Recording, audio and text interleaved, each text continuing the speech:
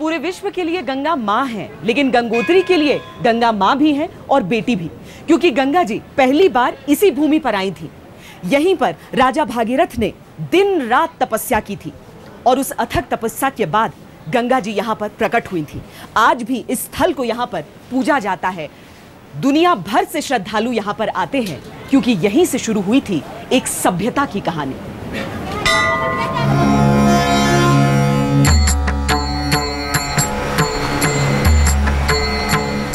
ये नदी नहीं, ये जीवन है। ये आस्था नहीं, प्रमाण है। ये इतिहास नहीं, वर्तमान है।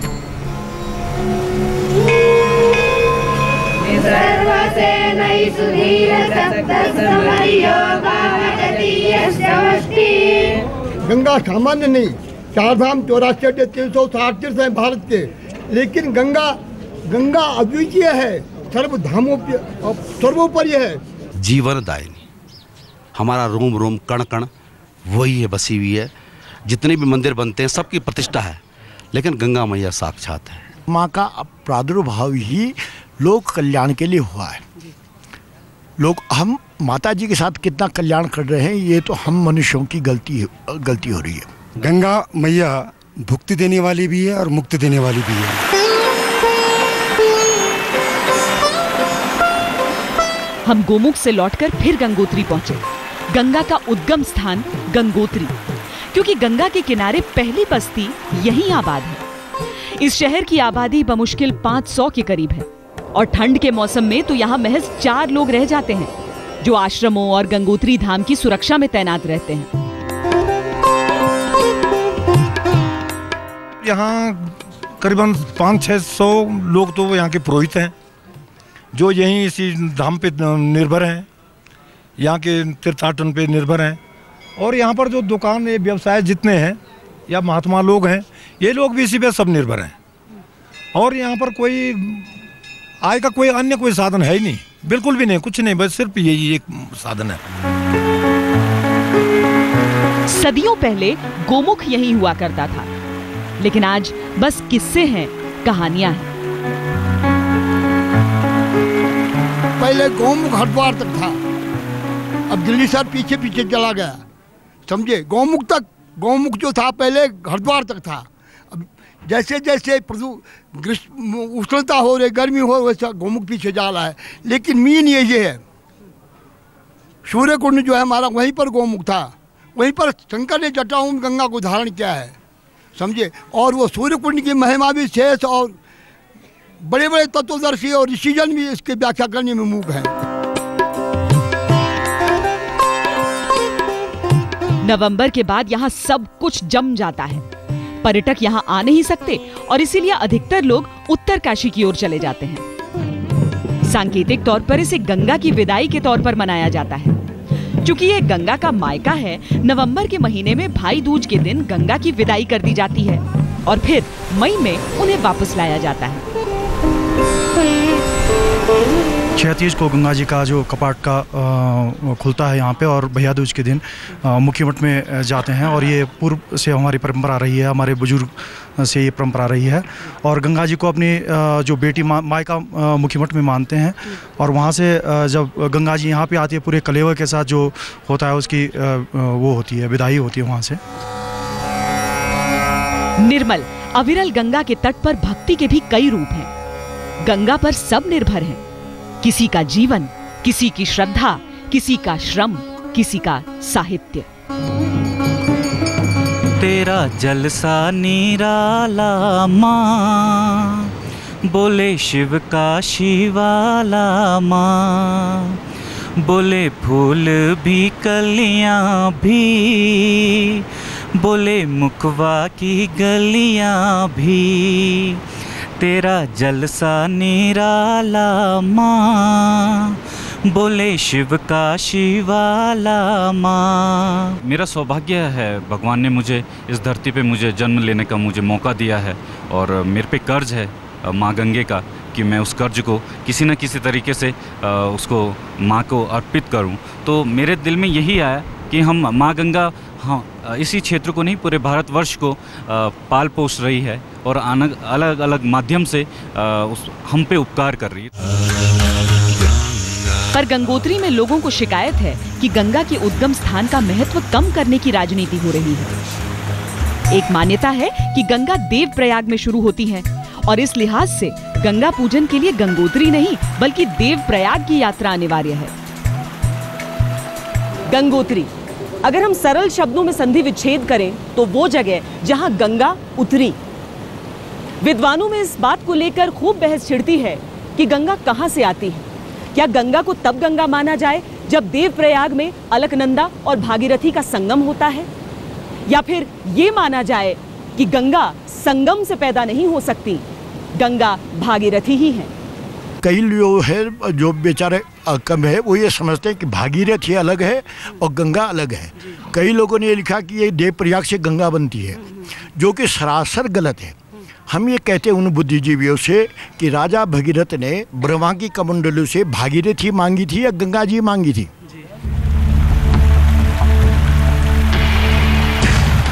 भौगोलिक परिभाषा के अनुसार गंगा की शुरुआत गोमुख से होती है। धार्मिक विश्लेषण भले ही तर्क में उलझे हों, आस्था अपना रास्ता चुन ही लेती है।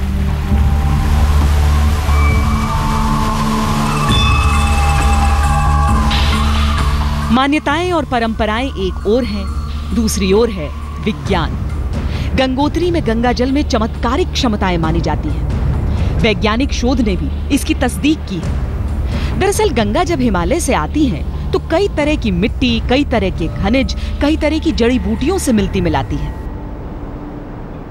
गंगा जल का पानी में यदि विस्तृत अध्ययन किया जाए तो इसमें ऐसे एंटी माइक्रोबियल कंपाउंड हमको मिल सकते हैं जो कि पैथोजेनिक बैक्टीरिया के अगेंस्ट काम कर सकते हैं, पैथोजेनिक माइक्रोब्स के अगेंस्ट काम कर सकते हैं।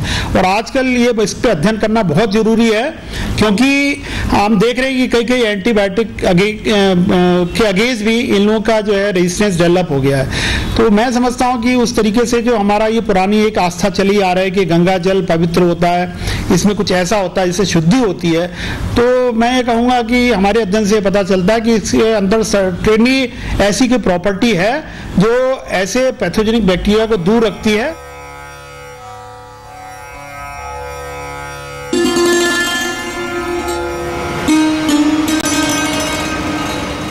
सालों से गंगा जल की पवित्रता में लोगों की आस्था रही है। गंगा के खुद को शुद्ध करने की ताकत पर भी लोगों का विश्वास रहा है। अब तरह तरह के अध्ययन इस भरोसे पर मुहर लगा रहे हैं। लोग गंगा में डुबकी लगाते हैं पाप से मुक्ति के लिए। पाप का तो पता नहीं, पर कई ऐसे रोग हैं जिनसे मुक्ति का जरिया शुद्ध गंगा जल जरूर है।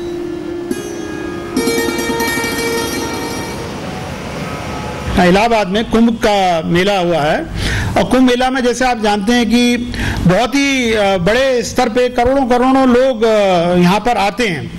और इसमें जब ये होता है तो इसको कल्पवास का समय बोलते हैं, कल्पवास का समय। तो करोड़ों लोग रोज स्नान ले रहे हैं 30 दिन तक, लेकिन फिर भी कोई ऐसी महामारी या कोई बीमारी सुनने में नहीं आती है कि वहाँ के लोगों को हुई हो। तो उसमें हम लोगों ने स्टडी करी थी कि कल्पवास से पहले और पूरा 1 महीना तक, उसके बाद हम लोगों ने गंगा पानी का और वहाँ की सॉइल को स्टडी किया था हमने। इतने जो अलग अलग दिन भी हम लोगों ने जब अध्ययन किया तो उसमें ये बिल्कुल क्लियर निकल के आया कि किसी तरह से कुछ तो उसके अंदर है जो आदमियों का जब अध्ययन किया गया उनके ब्लड सैंपल उसको, तो ये इम्यूनिटी बढ़ाता है। गंगोत्री में लोगों का पूर्ण जीवन गंगा के इर्द गिर्द है, गंगा को ही समर्पित है। गंगोत्री में स्थित हर आश्रम, सभी साधु संत जानते हैं कि गंगा है तो हम हैं, और यही संदेश देने में वो दिन रात लगे रहते हैं। लोग गंगोत्री आते हैं अपना दर्द दूर करने के लिए, लेकिन पवित्र धाम गंगोत्री का अपना भी एक दर्द है। यहाँ पर दुकानें सजी पड़ी हैं, लेकिन खरीदार नहीं है। गंगोत्री की पूरी अर्थव्यवस्था गंगा नदी पर निर्भर है, उन श्रद्धालुओं पर निर्भर है जो यहाँ पर आते हैं। लेकिन आजकल उनकी तादाद बहुत कम हो गई है, क्योंकि आपदा के बाद से लोगों के मन में ये डर बैठ गया है कि कहीं यहाँ पर आए और कुछ अनिष्ट हो जाए। लेकिन ये पूरी तस्वीर नहीं है।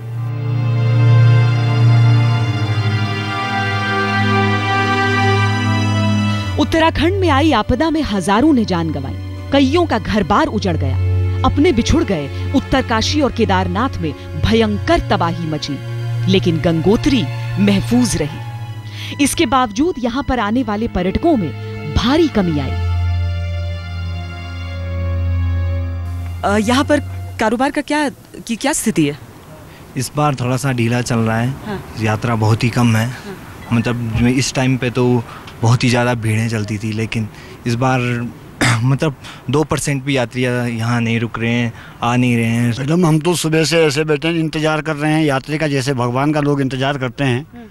पिछले साल जब 16 जून को जब आपदा आई थी, उसके बाद हम लोगों का व्यापार पूरा चौपट हो गया है।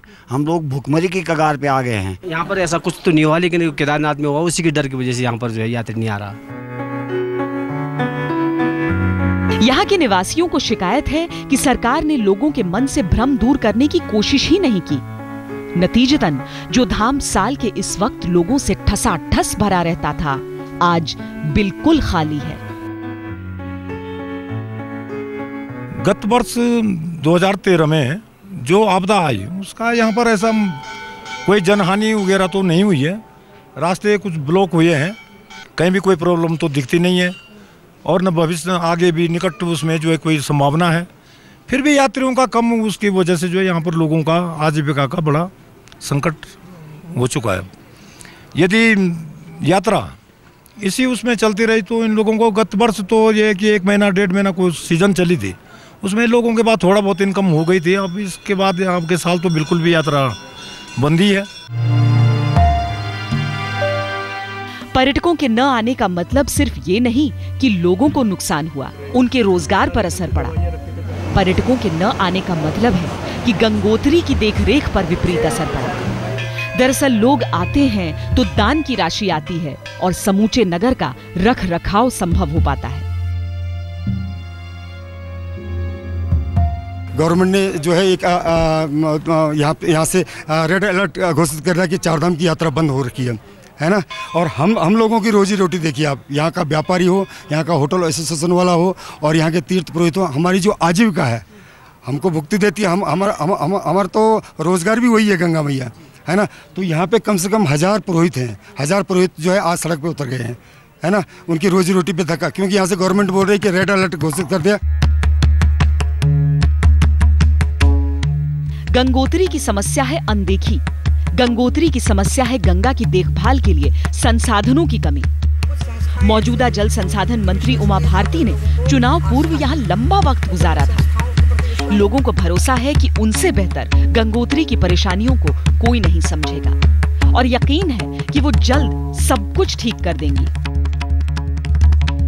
कुछ समय पहले एक आडवाणी जी का कार्यक्रम था यहाँ पर, गंगा स्पर्श गंगा का। उस समय यहाँ के मुख्यमंत्री भी थे, आडवाणी जी भी पधारे थे।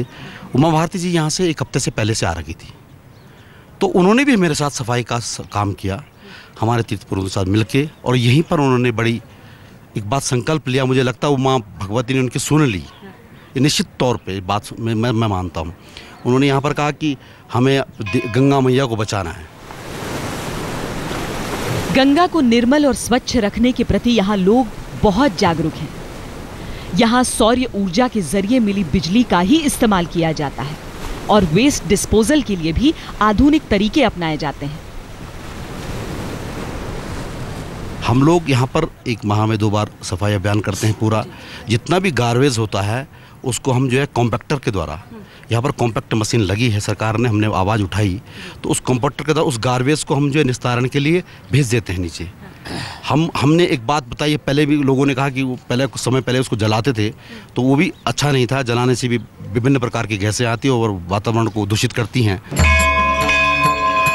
गंगोत्री को चाहिए तो बस थोड़ा सा सहयोग। दिशा दिखाने के लिए यहाँ के लोग खुद आगे खड़े हैं। गंगोत्री में गंगा को जीवित रखने के लिए सरकार को दिलचस्पी लेनी होगी। उद्योगपतियों को आगे आने के लिए प्रेरित करना होगा। अभी गंगोत्री खुद को दुरुस्त रखने के लिए फंड्स की कमी से जूझ रही है। गंगोत्री में वेस्ट डिस्पोजल के तरीके का प्रचार गंगा के आगे के रास्ते को भी आसान कर सकता है। ऐसे सोने के सांझ प्रात, ऐसे चांदी के दिवस रात, ले जाती बहा कहाँ गंगा, जीवन के युग क्षण किसे ज्ञात।